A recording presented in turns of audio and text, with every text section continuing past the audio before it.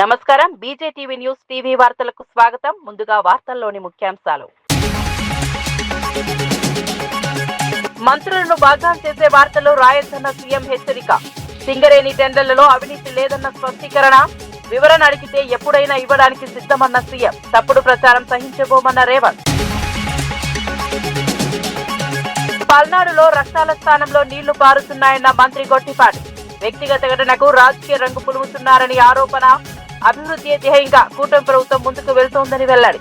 హింస రాజకీయాలను వైసీపీ ప్రోత్సహించిందని విమర్శ. జగిత్యాల అభివృద్ధికే తన పూర్తి దృష్టన్న ఎమ్మెల్యే సంజయ్. పార్టీ ఫిరాయింపుల ఆరోపణలు సరికాదని విమర్శ. సీఎం నిధులతో జగిత్యాలలో అభివృద్ధి పరుల వెల్లువ. రాజకీయాల కన్నా అభివృద్ధి లక్ష్యమన్న సంజయ్. రాష్ట్రంలో నేరాలు చేసే కఠిన చర్యలంటూ చంద్రబాబు హెచ్చరిక. నేరస్తులకు భయం, సామాన్యులకు ధైర్యమే ప్రభుత్వం లక్ష్యమని వెల్లడి. చట్టాన్ని చేతుల్లోకి తీసుకుంటే ఉపేక్షించమని స్పష్టం. శాంతి భద్రతల పరిరక్షణకు సమన్వయ చర్యలు వెల్లడి. రంగారెడ్డి విభజనపై ప్రజాభిప్రాయం లేకుండానే నిర్ణయాలంటూ విశ్వేశ్వరరెడ్డి ఆందోళన. గ్రామాలను చార్మినార్ పరిధిలో కలపడం సరికాదని విమర్శ. మున్సిపల్ విభజనకు ముందే ప్రజాభిప్రాయ సేకరణ కోరిన ఎంపీ. ప్రజల మాట వినకపోతే ప్రతిఘటన తప్పదన్న హెచ్చరిక. ఇక వార్త వివరాల్లోకి వెళ్తే, మున్సిపల్ ఎన్నికలను దృష్టిలో పెట్టుకుని ప్రభుత్వ ఉద్యోగులను ఊరించి కేవలం ఒక్క డీఏ మాత్రమే ఇచ్చిందని మాజీ మంత్రి ఎమ్మెల్యే జగదీష్ రెడ్డి రాష్ట్ర ప్రభుత్వంపై తీవ్ర విమర్శలు చేశారు. 36 నెలలుగా పెండింగ్ లో ఉన్న డీఏలను పక్కన పెట్టి ఉద్యోగులను మభ్యపెట్టే ప్రయత్నం జరుగుతోందన్నారు. ప్రభుత్వ ఉద్యోగులు, రిటైర్డ్ ఉద్యోగులకు ఇవ్వడానికి డబ్బులు లేవంటూ చెప్పే ప్రభుత్వం దోచుకునేందుకు మాత్రం డబ్బులు ఉన్నాయని ఆరోపించారు. ఉద్యోగుల హక్కులను కాలరాస్తూ ఎన్నికల లబ్ధి కోసం నిర్ణయాలు తీసుకుంటోందని మండిపడ్డారు. ప్రభుత్వ విధానాల వల్ల ఉద్యోగుల్లో తీవ్ర అసంతృప్తి నెలకొందని చెప్పారు. డీఏ బకాయిలను పూర్తిగా చెల్లించే వరకు తమ పోరాటం కొనసాగుతుందని హెచ్చరించారు. ఈ వ్యాఖ్యలు ఉద్యోగ సంఘాల్లో చర్చకు దారితీశాయి. ప్రభుత్వ ఉద్యోగస్తులు మన గొప్ప చెప్తున్నాడు, పోయి మీ దగ్గరికి వచ్చిన కదా, నేనేమన్నా దేవాలి కదా, ముఖ్యమంత్రి వస్తే ఎదురు చూస్తాడు కదా, ముఖ్యమంత్రి వస్తే ఏమన్నా తెస్తాడని ఎదురు చూస్తుండే కాదు, ముఖ్యమంత్రి వస్తే మా చెప్పులు కూడా వేసుకపోతాడేమని భయపడుతున్నారని నువ్వే చెప్పుకున్నావు. ఏదో గొప్ప చేసినట్టు వాళ్ళకు ఒక డీఏ ఇస్తున్నా, ఇచ్చిన గాదానికి 36 నెలలు పెట్టి, ఏదో మున్సిపల్ ఎలక్షన్లు ఉన్నాయి, అర్బన్లో ఉంటారు కదా వీళ్ళు, ఆడ ముడిమిద్దంతో అనే భయానికి వాళ్ళని చెక్కులు పెడదామని తెలియదు. ఆగంతమా ఎక్కున్నారా పాపం. మన రిటైర్ అయిన ఉద్యోగ మిత్రులు పాపం వాళ్ళ బాధ వర్ణాతీతంగా ఉంది. గాలకి ఇస్తానికి పైసలు లేవు, కానీ మీరు దోసుకోవడానికి వందల వేల కోట్లు. హైదరాబాద్ శివారు చెంగిచెర్లలో అర్ధరాత్రి దొంగలు బీభత్సం సృష్టించారు. 2 ఇళ్ల తాళాలు పగలగొట్టి భారీగా బంగారం, వెండి, నగదులతో పాటు నగదును దోచుకెళ్లారు. సంక్రాంతి సెలవులకు యజమానులు ఊరెళ్లడాన్ని గమనించిన దొంగలు ఈ చోరీలకు పాల్పడినట్లు పోలీసులు భావిస్తున్నారు. ఘటనకు సంబంధించిన సీసీటీవీ దృశ్యాలు బయటకు రావడంతో పోలీసులు దర్యాప్తు ముమ్మరం చేశారు. నిందితుల కోసం ప్రత్యేక బృందాలను రంగంలోకి దించారు. వరుసగా జరుగుతున్న చోరీలతో స్థానికుల్లో భయం నెలకొంది. సెలవుల సమయంలో ఇళ్లకు తాళాలు వేసి వెళ్లేటప్పుడు తగిన భద్రతా చర్యలు తీసుకోవాలని పోలీసులు సూచిస్తున్నారు. రాత్రి వేళ అప్రమత్తంగా ఉండాలని, అనుమానాస్పద కదలికలు కనిపిస్తే వెంటనే పోలీసులకు సమాచారం ఇవ్వాలని కోరారు.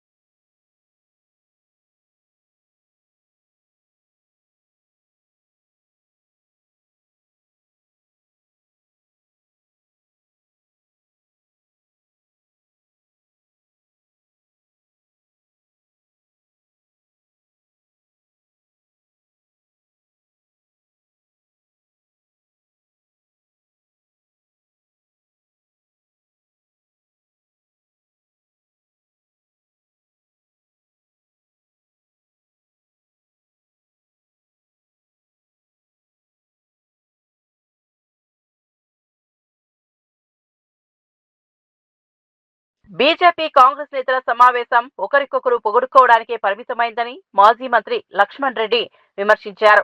డీకే అరుణ జూరాల నుంచి నీళ్లు తీసుకురావాలని అంటున్నారని, మరి జూరాలలో నీళ్లు ఉంటే గద్వాలలో క్రాప్ హాలిడే ఎందుకు ప్రకటించారు. రెండు పార్టీలు నిజంగా ప్రజల గురించి ఆలోచిస్తే పాలమూరు రంగారెడ్డి ప్రాజెక్టుకు జాతీయ హోదా తెచ్చేందుకు కలిసి పనిచేయాలని సూచించారు. అలా చేస్తే ఎవరూ వ్యతిరేకించరని అన్నారు. సమావేశాలు కేవలం రాజకీయ ప్రయోజనాల కోసమే జరుగుతున్నాయని ఆరోపించారు. రైతుల సమస్యలపై స్పష్టత ఇవ్వకుండా మాటలకే పరిమితం అవుతున్నారని మండిపడ్డారు. డిక్లేర్ చేసినారు దూరాలు నీళ్లు సరిపోయినా మేము కాపాడే చేస్తున్నాం, రైతులు ఏమైనా ఎట్లా పడి ఉండాలి. ఆల్రెడీ ఉన్న ఆయకట్టుకే నీళ్లు లేవని రైతులు ఏడుస్తూ ఉంటే చస్తా ఉంటే మరి ఆ దూరాల నీళ్లు దానికే సరిపోవంటే మళ్ళీ కొత్తగా ఇప్పుడు కొడంగల్ నారాయణపేట కొడంగల్ లిఫ్ట్ ఇరిగేషన్ పెట్టిండ్రు. అది వేస్ట్ స్కీమ్. అది రేపు అది ఉట్టిగానే పడి ఉంటుంది తప్ప దానికి నీళ్ళే అందవు. కేసీఆర్ గారు అన్ని ఆలోచన చేసి తెలివితోని అరే ఆ శ్రీశైలం బ్యాక్ వాటర్తో అవతల పోతురెడ్డి పడు ఎక్కడంటే అక్కడ కొట్టుకొని పోతున్నారు. వీళ్ళు ఏవో ఆరతలు పట్టిండ్రు.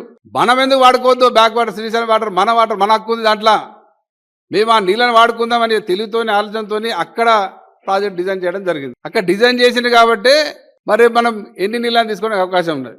ఎగ్జాంపుల్ ఇప్పుడే మనం చూస్తూ ఉన్నాం, జూరాల కింద క్రాప్ హాలిడే డిక్లేర్ అయింది. కేఎల్ఐ కెనాల్ నడుస్తూ ఉంది, ఫిబ్రవరి మార్చి వరకు నడుస్తుంది. అంటే అక్కడ నీళ్లు ఉన్నాయి కాబట్టి కేఎల్ఐకి పంపులు నడుస్తూ ఉన్నాయి, నీళ్ళు వస్తూ ఉన్నాయి కెనాల్ కేఎల్ఐ బడి. శ్రీశైలం బ్యాక్ వాటర్ కాబట్టి మరి అంత ఇంగినది కాంతం లేకుండా తెలివి లేకుండా గుడ్డిగా కేసీఆర్ రాజు చేసిండు. ఇది వద్దు అంతే తప్ప కామన్ సెన్స్ ఉండాలి కదా. చిన్న పిల్లాడితే చెప్తాను నీళ్లు ఏడెక్కున్నాయి అనేది. జూరాల లేవు, 4 రోజులు పంపు చేస్తే మొత్తం నీళ్ళు అయిపోతాయి. ఇంత పెద్ద మోటార్లు ఏదైతే పాలమూరు లిఫ్ట్ పెట్టిన మోటార్లు అక్కడ పెడితే 4 రోజులు మొత్తం దూరాలను స్టాక్ అది టీఎంసీలు మొత్తం అయిపోతాయి. ఆడు ఉండేదే రాష్ట్ర ఆస్తులను వనరులను కాపాడి భవిష్యత్ తరాలకు అందించడమే తన రాజకీయ లక్ష్యమని డిప్యూటీ సీఎం బట్టి విక్రమార్క స్పష్టం చేశారు. ఆస్తులు సృష్టించుకోవడం కోసం గాని, వ్యాపార సామ్రాజ్యాలు విస్తరించుకోవడం కోసం గాని తాను రాజకీయాల్లోకి రాలేదన్నారు. సమాజంలోని అన్ని వర్గాలకు వనరులు, వ్యవస్థలు సమానంగా పంచాలన్నదే తన ఉద్దేశమని చెప్పారు. రాజకీయాలు సేవ కోసం మాత్రమేనని, అధికారం కోసం కాదన్నారు. ప్రజా ఆస్తుల పరిరక్షణలో ప్రభుత్వం కఠినంగా వ్యవహరిస్తోందని తెలిపారు. సమానత్వం, న్యాయం అనే సిద్ధాంతాలే తమ పాలనకు పునాది అని వివరించారు. నేను ప్రత్యేక లక్ష్యం కోసమే రాజకీయాల్లోకి వచ్చాను. నా లక్ష్యం ఇక్కడ ఉన్నటువంటి ఆస్తుల్ని, వనరుల్ని, వ్యవస్థల్ని అన్నిటినీ కూడా సమాజంలో అన్ని వర్గాలకి సమానంగా పంచడం కోసమే నేను రాజకీయాల్లోకి వచ్చాను. దారి దోపిడిగారులు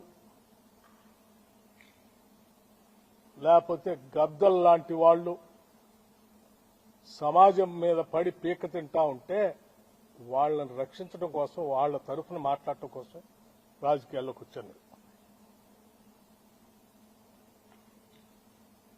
అటువంటి నాకు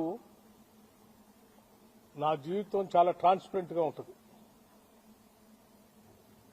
ఎవరికో ఏదో ఉపయోగపడటం కోసం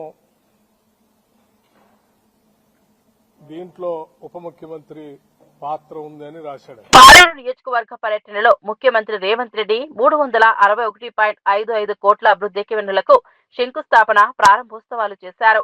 162.54 కోట్లతో మున్నేరు, పాలేరు లింక్ కెనాల్ నిర్మాణానికి 108.60 కోట్లతో మద్దులపల్లిలో జేఎన్టీయూ కళాశాల నిర్మాణానికి శంకుస్థాపన చేశారు.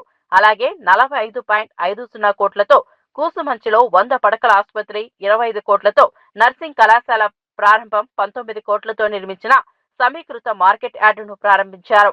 ఈ పనులతో ప్రాంత అభివృద్ధి వేగవంతం అవుతుందని సీఎం తెలిపారు. విద్య, వైద్యం, సాగునీటికి ప్రభుత్వం అత్యంత ప్రాధాన్యమిస్తోందని పేర్కొన్నారు.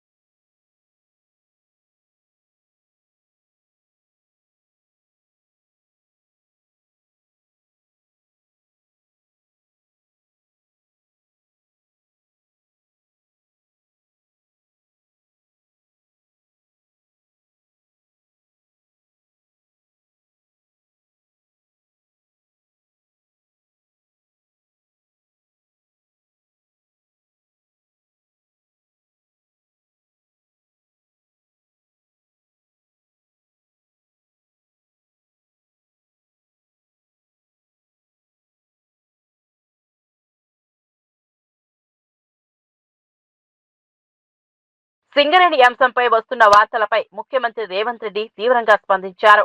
సింగరేణి బొగ్గు మాయమైందంటూ కొన్ని పత్రికలు రాస్తున్న కథనాలు పూర్తిగా అవాస్తవమని స్పష్టం చేశారు. సింగరేణి టెండర్లు అనుభవం ఉన్న సంస్థలకే ఇస్తామని, ఈ ప్రక్రియలో అనా పైసా కూడా అవినీతికి ఆస్కారం లేదని తేల్చి చెప్పారు. మంత్రులను బద్నాం చేసేలా వార్తలు రాయకముందు తన వివరణ తీసుకోవాలని మీడియాకు సూచించారు. అవసరమైతే తాను ఎప్పుడైనా మీడియాకు వివరాలు ఇచ్చేందుకు సిద్ధంగా ఉంటానన్నారు. ప్రభుత్వంపై, మంత్రులపై తప్పుడు ప్రచారం చేస్తే సహించబోమని హెచ్చరించారు. పారదర్శక పాలన తమ ప్రభుత్వ లక్ష్యమని సీఎం స్పష్టం చేశారు. మమ్మల్ని వివరణ అడగండి. తెలంగాణ రాష్ట్ర ముఖ్యమంత్రిగా రోజుకి 24 గంటలు, సంవత్సరానికి 365 రోజులు ప్రజా జీవితంలో ఉన్న ప్రజలకు అందుబాటులో ఉన్న మీడియాకు కావాల్సిన వివరణ ఇవ్వడానికి తెలంగాణ రాష్ట్ర ముఖ్యమంత్రిగా నేను సిద్ధంగా ఉన్నా. ఏదైనా వార్త ఏ టీవీలో వచ్చినా, ఏ పేపర్లో వచ్చినా, ఏ సోషల్ మీడియాలో వచ్చినా నా ఎమ్మెల్యేల మీద, నా ఎమ్మెల్సీల మీద, ఎంపీల మీద, మంత్రుల మీద ఎవరి మీద ఆరోపణ వచ్చినా వాళ్ళందరికీ నాయకుడిగా, కుటుంబ పెద్దగా అది నా గౌరవానికి భంగం కలిగిస్తుంది, నా నాయకత్వం పట్ల అపోహలను కలిగిస్తుంది. ఇలాంటి విషయాలలో ఎలాంటి కాంప్రమైజ్ లేదు. మా మంత్రుల మీద ఏదొచ్చినా రాసే ముందు నన్ను వివరణ అడగండి. ఈ ప్రభుత్వాన్ని అందరినీ సమన్వయం చేసుకొని, అందరి సహకారం తీసుకొని, అనుభవజ్ఞులైన తుమ్మల లాంటి వాళ్ళ అనుభవాన్ని తీసుకొని ఈరోజు ఈ ప్రభుత్వాన్ని నడుపుతున్నాం. 24 గంటలు పని చెయ్యాలి అంటే, సమ్మక్క సారలమ్మ గుడిని 100 రోజుల్లో పూర్తి చెయ్యాలి అనంటే ఆ బాధ్యతను మీ అభిమాన నాయకుడు పొంగులేటి శ్రీనివాసరెడ్డి గారికి బాధ్యత ఇచ్చి 100 రోజులు. బాపట్ల జిల్లాలో టీడీపీ గూండాలకు పోలీసులు మద్దతుగా వ్యవహరిస్తున్నారని వైఎస్ఆర్సీపీ తీవ్ర ఆరోపణలు చేసింది. చుండూరు మండలం కేఎన్పల్లిలో వైఎస్ఆర్సీపీ కార్యకర్తలపై దాడి జరిగిందని పార్టీ నేతలు తెలిపారు. ఈ ఘటనలలో పలువురు కార్యకర్తలు గాయపడినట్లు వెల్లడించారు. దాడి విషయం తెలుసుకుని బాధితులను పరామర్శించేందుకు వెళ్తున్న వేమూరు నియోజకవర్గ సమన్వయకర్త వరికుటి అశోక్ బాబును పోలీసులు అడ్డుకున్నారని ఆగ్రహం వ్యక్తం చేశారు. దాడికి పాల్పడ్డ వారిని అరెస్ట్ చేయకపోగా బాధితులను పరామర్శించకపోవడం దుర్మార్గమని విమర్శించారు. ప్రజాస్వామ్యంలో ప్రతిపక్ష హక్కులను కాలరాస్తున్నారని వైసీపీ నేతలు మండిపడ్డారు. ఈ ఘటనతో బాపట్ల జిల్లాలో రాజకీయ ఉద్రిక్తత నెలకొంది.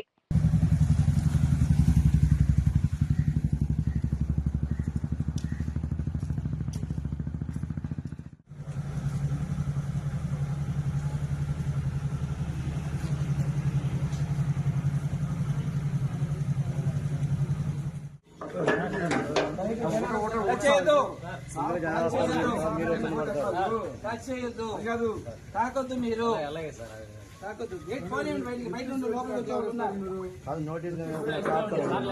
వ్యక్తిగత స్వేచ్ఛ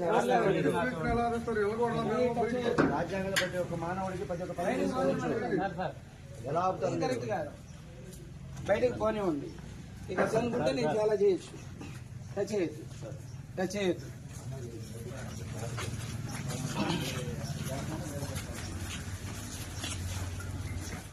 పోలీసులే వాళ్ళని చంపేసేటట్టుగా ప్రోత్సహిస్తే మీ వ్యవస్థ మీద గౌరవం ఎక్కడి నుండి వస్తుంది? నోటీస్ ఇవ్వండి. చట్టపరంగా మీరు చేయాల్సింది చెప్పండి. హ్యాపీగా పోయి కూర్చుంటాం, మీరు అవసరం చేసాం, మీరు పలానా దుర్మార్గం చేశారు, మా వాళ్ళు చంపబోతుంటే మీరు అడ్డుపడుతున్నారని నోటీస్ ఇవ్వండి. మీరు రాకూడదు బయటికి నోటీస్ ఇవ్వండి, చంపండి. ఎట్లా మీరు చేస్తుంది అదే కదా.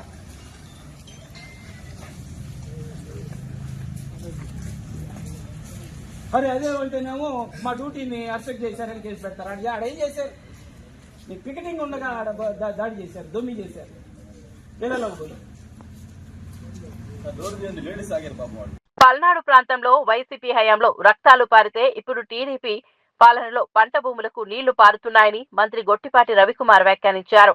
ఇద్దరి మధ్య జరిగిన వ్యక్తిగత ఘటనకు రాజకీయ రంగు పులిమి వైసీపీ కుట్రలు పండుతోందని ఆరోపించారు. అరాచకాలు, హత్య రాజకీయాలతో గందరగోళం సృష్టించే పార్టీ వైసీపీ అని విమర్శించారు. గ్రామాల అభివృద్ధి ధ్యేయంగా కూటమి ప్రభుత్వం ముందుకు వెళ్తోందన్నారు.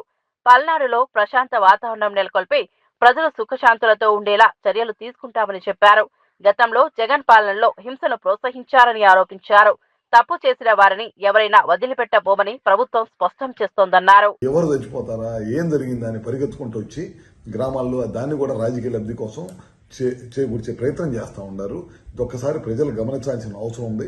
పల్నాడుని ఎట్టి పరిస్థితుల్లో ప్రశాంతమైన వాతావరణంతో ముందుకు తీసుకెళ్తాం. మీరు చూసి ఉంటారు గతంలో ఎక్కడ ఫ్యాక్షన్ ఉన్నా అణిచివేసిన నాయకుడు ఎవరైనా ఉన్నారంటే చంద్రబాబు నాయుడు గారు. ప్రశాంతమైన వాతావరణంతో ప్రజలందరూ సుఖశాంతులతో ఉండాలనే ధ్యేయంగా గడిచిన 40 సంవత్సరాల నుంచి అదే ధ్యేయంగా పనిచేసిన పార్టీ తెలుగుదేశం పార్టీ, నారా చంద్రబాబు నాయుడు గారు.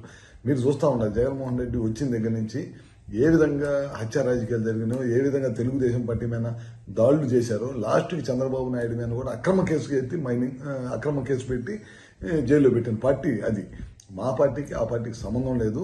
అది ప్రజల నుంచి ప్రజల అక్రమ సంపాదన మీద పెట్టిన పార్టీ మాది, తెలుగువాడి గౌరవం మీద పెట్టిన పార్టీ మాది. ఇలాంటి హత్య రాజకీయాలకు సంబంధించి ఏ చిన్న సంఘటన రాష్ట్రం నలుమూలల ఎక్కడ చిన్న సంఘటన అయినా సరే ప్రభుత్వం సీరియస్గా ఉండింది. డిపార్ట్మెంట్ కూడా చాలా సీరియస్గా తీసుకొని ఎక్కడ కూడా చిన్న సంఘటన జరిగినా ప్రభుత్వం కానీ ముఖ్యమంత్రి చంద్రబాబు నాయుడు గారి ఎట్టి పరిస్థితుల్లో ఉపేక్షించే ప్రసక్తి లేదు. పిన్నెల్లిలో తమ తండ్రి సాల్మాన్ ను రాజకీయ అందతోనే కిరాతకంగా హత్య చేశారని ఆయన కుమారులు తీవ్ర ఆవేదన వ్యక్తం చేశారు. తండ్రిని కోల్పోయి కుటుంబం తీవ్ర విషాదంలో ఉన్న సమయంలో మృతిని అవహేళనగా మాట్లాడడం మరింత బాధ కలిగించిందన్నారు. తాము దళితులమని, సామాన్యులమని, అంత మాత్రాన తమ తండ్రి ప్రాణాలకు విలువ లేదా అని ప్రశ్నించారు. ఇప్పటికైనా న్యాయం చేయాలని, హత్యకు పాల్పడ్డ వారిని శిక్షించాలని కూటమి ప్రభుత్వాన్ని వేడుకున్నారు. ఈ హత్యను రాజకీయంగా వాడుకుంటూ నిజాలు దాచిపెట్టే ప్రయత్నం జరుగుతోందని ఆరోపించారు. తమ కుటుంబానికి న్యాయం జరిగే వరకు పోరాటం కొనసాగుతుందని స్పష్టం చేశారు.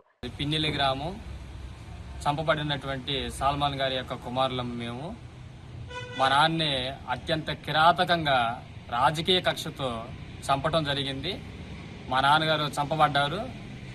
అయితే నిన్న ఒక నాయకులు గారు అన్నారు, సామాన్యుడే చనిపోయాడు, వారి యొక్క వ్యక్తిగత గొడవల వల్లే వాళ్ళు ఇలా చేసుకుని చంపారని చెప్పేసి అన్నారు.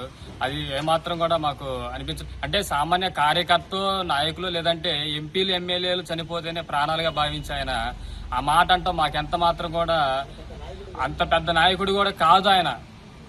సామాన్యుడు అంటే సామాన్యులు వాటికి ప్రాణాలు కాదండి. మీరు అలా ఆ నాయకులు గారు అలా మాట్లాడటం చాలా బాధాకరంగా ఉన్నది. చంపబడ్డటువంటి కుటుంబం బాధిత కుటుంబంగా మమ్మల్ని ఓదార్చాల్సింది పోయి అవహేళనగా మాట్లాడటం ఎంత మాత్రం కూడా సమంజసం కాదండి. చంపబడ్డటువంటి కుటుంబానికి న్యాయం చేయాలి. ఎవరైతే చంపారో వారిని కఠినంగా శిక్షించాలని చెప్పేసి ఆలోచన చేయకుండా అలా చిన్నచూపు చూసి మమ్మల్ని మాట్లాడటం చాలా బాధాకరంగా ఉంది. ఎందుకంటే మీరు చెప్పారు కాదంటలేదు, కానీ నాయకులు, పెద్ద పెద్ద ఎంపీలు, ఎమ్మెల్యేలు చనిపడితే ప్రాణాలుగా భావించి చిన్న చూపు చూసి చనిపోయినటువంటి కుటుంబాన్ని ఇలా హవరేయాలని చేయటం మాకు ఎంత మాత్రం నచ్చలేదు. కానీ చంపినటువంటి వారిని కఠినంగా శిక్షించాలని ప్రభుత్వాన్ని మేము కోరుకుంటున్నాం. మాజీ ఎమ్మెల్సీ జీవన్ రెడ్డిపై జగిత్యాల ఎమ్మెల్యే సంజయ్ కుమార్ తీవ్ర వ్యాఖ్యలు చేశారు. జగిత్యాల అభివృద్ధి కోసం ముఖ్యమంత్రి రేవంత్ రెడ్డితో కలిసి పని చేస్తున్నానన్నారు. తాను పార్టీ ఫిరాయించినట్లు ఇష్టం వచ్చినట్లు మాట్లాడడం సరికాదన్నారు. పార్టీ ఫిరాయింపులపై మాట్లాడే నైతిక హక్కు జీవన్ రెడ్డికి లేదని విమర్శించారు. సుప్రీంకోర్టు స్పీకర్ నిర్ణయాలకు తాను కట్టుబడి ఉంటానని స్పష్టం చేశారు. జగిత్యాల అభివృద్ధికి సీఎం భారీ నిధులు కేటాయించారని తెలిపారు. గతంలో జీవన్ రెడ్డి టీడీపీ జెండా మోసిన విషయాన్ని గుర్తు చేశారు. రాజకీయ ఆరోపణల కన్నా అభివృద్ధే తమ లక్ష్యమని సంజయ్ స్పష్టం చేశారు. కొంతమంది జెండా మోయని వాళ్ళకు కూడా టికెట్లు ఇస్తారు. ఆనాడు మీరు తెలుగుదేశం నుంచి 2014లో 6 జెండా మోయని వాళ్ళకు కాంగ్రెస్ టికెట్ ఇవ్వాలట. అప్పుడు మర్చిపోయిరా? కాంగ్రెస్ జెండా మోయని వాళ్లకు, తెలుగుదేశంలో క్రియాశీలకంగా ఉన్న వాళ్లకు కాంగ్రెస్ టికెట్లు ఇచ్చిందా లేదా? అంటే మీరు ఇస్తే అంత కరెక్ట్, ఇంకోళ్ళు చేస్తే ఇంకరెక్ట్. మీరు చేస్తే సక్రమం, ఇంకోళ్ళు చేస్తే తప్పు. మీరు చేస్తే ఒప్పు, ఇంకోళ్ళు చేస్తే తప్పు. ఇదేనా? బికాస్ ఆ కాలంలో చాలా నిజాయితీగా ఉన్నప్పుడు అప్పుడు మాట్లాడితే ఒక లెక్క. ఒక్కనాడు ఇదే సీనియర్ నాయకుడు కాంగ్రెస్ పార్టీలో ప్రభుత్వ పాత్ర పోసినప్పుడు టీఆర్ఎస్ పార్టీలో చేర్చుకున్నాడు. ఇప్పుడు నేను ప్రభుత్వంతో కలిసి పనిచేస్తే ఎంత లొల్లి చేసిందో అందులో ఒక 10 పైసలన్నీ చేసినారే. కొన్ని బాగా పాత్ర విడిచిపెడదాం. తెలుగుదేశం పార్టీలో గెలిచిన శ్రీనివాస్ యాదవ్ గారు టీఆర్ఎస్ పార్టీలో చేరినో తెలియదు, చేరలేదు, మంత్రి పదవి ఇచ్చారు. అప్పుడు మీరు అసెంబ్లీలో నేను ఓడిపోయాను. ఏదైనా అసెంబ్లీలో ఇంట్లో 5% అన్న మాట్లాడిందా అని అడుగుతున్నా. వైఎస్ఆర్సీపీ తీసుకుంది, బహుజన్ సమాజ్ పార్టీ వాళ్ళని తీసుకుంది. తర్వాత ఎమ్మెల్సీ అయిన తర్వాత ఎమ్మెల్సీ అవడానికి అప్పుడు వీరి మీద పోటీ పెట్టలేదు టీఆర్ఎస్ పార్టీ. పై లెవెల్ ఏం జరిగిందో లేదో చంద్రశేఖర్ గౌడ్ గారిని పోటీ చేయమన్నారు, బీఫామ్ ఇవ్వలేదు, గెలిచారు. ఓకే, గెలిచి ఆ కౌన్సిల్ ఉన్నారు కాంగ్రెస్ సభ్యునిగా. మరి పోయిన టర్మ్లో కూడా 85 సీట్లు టీఆర్ఎస్ వచ్చిన తర్వాత 18 మంది కాంగ్రెస్ గెలిస్తే సవితమ్మ కావచ్చు, వనమ వెంకటేశ్వరరావు కావచ్చు, హర్షవర్ధన్ రెడ్డి కావచ్చు, సుధీర్ రెడ్డి, ఇంకా చాలా మందిని టీఆర్ఎస్ పార్టీలో తీసుకున్నారు, మంత్రి పదవులు ఇచ్చారు. మరి అప్పుడు ఎందుకు మాట్లాడలే? అడగతుండే కదా, ఏ సవితమ్మ నువ్వు ఇంట్లో గెలిచినావు, దానిలో మంత్రి పదవి ఎట్లా కౌన్సిల్ ని అడగతుండే కదా. సగం రంగారెడ్డి జిల్లాను ఎంఐఎంకు అప్పచెప్పే ప్రయత్నం జరుగుతోందని ఎంపీ కొండా విశ్వేశ్వరరెడ్డి ఆరోపించారు. ప్రజాభిప్రాయం లేకుండానే మున్సిపల్ విభజన చేపడుతున్నారని తీవ్ర ఆందోళన వ్యక్తం చేశారు. రంగారెడ్డి చుట్టుపక్కల గ్రామాలను చార్మినార్ పరిధిలోకి తీసుకెళ్లడం సరికాదన్నారు. మెజార్టీగా హిందూ జనాభా ఉన్న గ్రామాలను అలా కలపడం ప్రజాస్వామ్య విరుద్ధమని వ్యాఖ్యానించారు. పన్నులు కట్టే ప్రాంతాలను పన్నులు చెల్లించని ప్రాంతాలతో కలపవద్దని ప్రభుత్వాన్ని కోరారు. మున్సిపల్ విభజన విషయంలో ముందుగా ప్రజాభిప్రాయ సేకరణ చేయాలని, ప్రజల మాట వినకుండా నిర్ణయాలు తీసుకుంటే తీవ్ర ప్రతిఘటన తప్పదని హెచ్చరించారు. ఆ ఓల్డ్ సిటీ దాదాపు 500 కోట్లు బాకీ ఉన్నారని ఎలక్ట్రిసిటీ డిపార్ట్మెంట్. దానివల్ల రాష్ట్ర ఎలక్ట్రిసిటీ డిపార్ట్మెంట్ డిస్కౌంట్ నష్టమవుతుంది. ఆ దుకాణదారులు ట్రేడ్ లైసెన్స్ కడతారా? కట్టరు. కట్టేదంతా మేము. ఇప్పుడు మమ్మల్ని తీసుకొని అక్కడ కలిపితే ఎవరు ఉంటారు అక్కడ? మేయర్. మేము ఉండాలి, కానీ ఉండలేము. మాకు ఒక్క కార్పొరేటర్ వస్తే మీకు 3 కార్పొరేటర్ వస్తారు. అంటే మీరే వెళ్తారు ఆ జిహెచ్ఎంసీ. దాని పేరేమో హైదరాబాద్ అంట. అంటే హైదరాబాద్ ఆ పేరు గురించి తర్వాత మాట్లాడదాం, కానీ జీవితాలు నాశనం అయిపోతుంది. ఇక్కడ అభివృద్ధి కాదు. రాజకీయాలకు విద్యావంతులు, మేధావులు అవసరమని బీజేపీ రాష్ట్ర అధ్యక్షుడు రామచంద్రరావు అన్నారు. నాంపల్లిలోని బీజేపీ కార్యాలయంలో జరిగిన కార్యక్రమంలో ప్రముఖ orthopaedic surgeon doctor Saichand Malladi సహా పలువురు డాక్టర్లు, ఫార్మా నిపుణులు పార్టీలో చేరారు. ఈ సందర్భంగా వారందరికీ పార్టీ కండువా కప్పి స్వాగతం పలికారు. సమాజంలో మార్పు తీసుకురావాలంటే చదువుకున్న వారు పాలనలో భాగస్వాములు అవ్వాలని సూచించారు. వైద్యులు, నిపుణులు రాజకీయాల్లోకి రావడం ప్రజాసేవకు ఉపయోగపడుతుందని చెప్పారు. దేశ రాష్ట్ర అభివృద్ధికి నిబద్ధతతో పనిచేసేవారని బీజేపీ ప్రోత్సహిస్తుందని స్పష్టం చేశారు. ఈ చేరికలు పార్టీలో కొత్త ఉత్సాహాన్ని తీసుకొచ్చాయని నాయకులు అభిప్రాయపడ్డారు. అనేటటువంటి ఒక ఆలోచన విద్యావంతులు రావడం అనేది చాలా మంచి పరిణామం. గతంలో రాజకీయాల్లో కేవలము డబ్బున్నవారు లేకుంటే వెనక అంగబలం అంటే క్రిమినల్ రికార్డ్స్ ఉన్న వాళ్ళు ఈ విధంగా ఆలోచించేవారు. కానీ ఈ మధ్య కాలంలో యువత, ముఖ్యంగా నెక్స్ట్ జనరేషన్ జన్జీ అంటాం మనం, ఈ జన్జీలో చాలా మంది యువకులు ఈరోజు నరేంద్ర మోదీ గారికి అదేవిధంగా భారతీయ జనతా పార్టీ వైపు ఆకర్షించలై దేశాన్ని కాపాడేటువంటి వ్యక్తి ఎవరు, ఎందుకు దేశద్రోహ శక్తులు పెరుగుతున్నారు, వాళ్ళు ఎదిరించాలంటే సమాజం అంతా ఒకటే కావాలి అనే ఆలోచన చాలా పెరిగింది. భారత ధర్మ మార్గంలో నడిచినంత కాలం ప్రపంచానికి విశ్వ గురువుగా నిలుస్తుందని ఆర్ఎస్ఎస్ చీఫ్ మోహన్ భగవత్ అన్నారు. దేశ సంస్కృతి, విలువలు, ఆచారాలు ప్రపంచానికి మార్గదర్శకమని వ్యాఖ్యానించారు. ధర్మం అంటే మతం కాదని, సమాజ హితానికి ఉపయోగపడే జీవన విధానమని వివరించారు. భారతీయ తత్వశాస్త్రం శాంతి, సహజీవనానికి ప్రతీకగా అని చెప్పారు. నైతిక విలువలు పాటించినప్పుడే దేశం బలంగా నిలుస్తుందన్నారు. యువత భారతీయ సంప్రదాయాలను గౌరవిస్తూ ముందుకు సాగాలని పిలుపునిచ్చారు. ప్రపంచం ఎదుర్కొంటున్న సంక్షోభాలకు భారతీయ ధర్మమే పరిష్కార మార్గమని ఆయన అభిప్రాయం వ్యక్తం చేశారు. కుల వివక్షను తొలగించాలంటే ముందుగా మనసు నుంచి కులాన్ని తుడిచిపెట్టాలని పేర్కొన్నారు. नरेंद्र भाई को, मुझको या हमारे जैसे अनेक लोगों को ड्राइव करने वाली एक ही शक्ति है.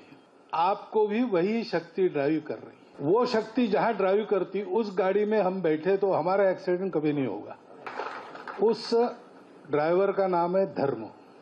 धर्म पूरे सृष्टि का ड्राइवर है.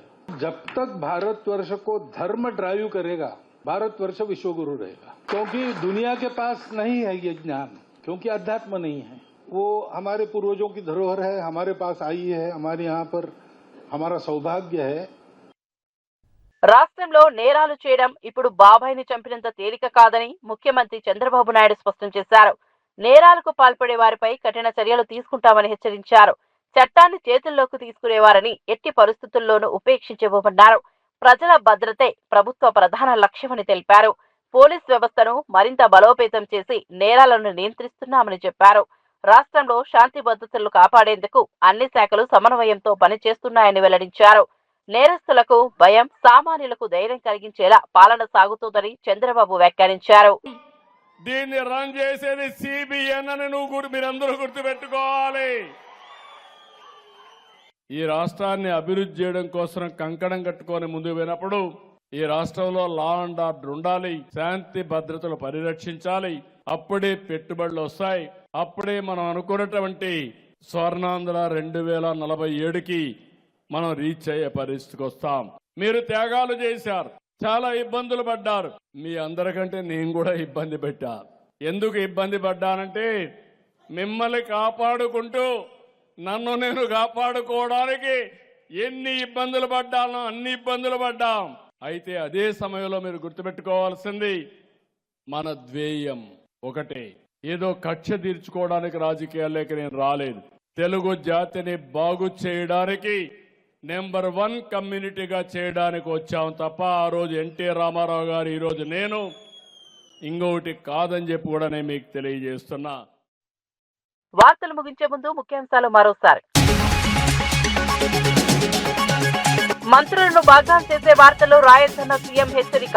సింగరేణి టెండర్లలో అవినీతి లేదన్న స్పష్టీకరణ. వివరణ అడిగితే ఎప్పుడైనా ఇవ్వడానికి సిద్ధమన్న సీఎం. తప్పుడు ప్రచారం సహించబోమన్న రేవంత్. పల్నాడులో రక్తాల స్థానంలో నీళ్లు పారుతున్నాయన్న మంత్రి గొట్టిపాటి. వ్యక్తిగత ఘటనకు రాజకీయ రంగు పులుముతున్నారని ఆరోపణ. అభివృద్ధి ధ్యేయంగా కూటమి ప్రభుత్వం ముందుకు వెళ్తోందని వెల్లడి. హింసా రాజకీయాలను వైసీపీ ప్రోత్సహించిందని విమర్శ. జగిత్యాల అభివృద్ధికే తన పూర్తి దృష్టన్న ఎమ్మెల్యే సంజయ్. పార్టీ ఫిరాయింపుల ఆరోపణలు సరికాదని విమర్శ. సీఎం నిధులతో జగిత్యాలలో అభివృద్ధి పరుల వెల్లువ. రాజకీయాల కన్నా అభివృద్ధి లక్ష్యమన్న సంజయ్. రాష్ట్రంలో నేరాలు చేసే కఠిన చర్యలంటూ చంద్రబాబు హెచ్చరిక. నేరస్తులకు భయం, సామాన్యులకు ధైర్యమే ప్రభుత్వం లక్ష్యమని వెల్లడి. చట్టాన్ని చేతుల్లోకి తీసుకుంటే ఉపేక్షించమని స్పష్టం. శాంతి భద్రతల పరిరక్షణకు సమన్వయ చర్యలు వెల్లడి. రంగారెడ్డి విభజనపై ప్రజాభిప్రాయం లేకుండానే నిర్ణయాలంటూ విశ్వేశ్వరరెడ్డి ఆందోళన. గ్రామాలను చార్మినార్ పరిధిలో కలపడం సరికాదని విమర్శ. మున్సిపల్ విభజనకు ముందే ప్రజాభిప్రాయ సేకరణ కోరిన ఎంపీ. ప్రజల మాట వినకపోతే ప్రతిఘటన తప్పదన్న హెచ్చరిక. ఇవి నాటి వార్తా విశేషాలు. మరో బులెటిన్లో మళ్ళీ కలుద్దాం. నమస్కారం.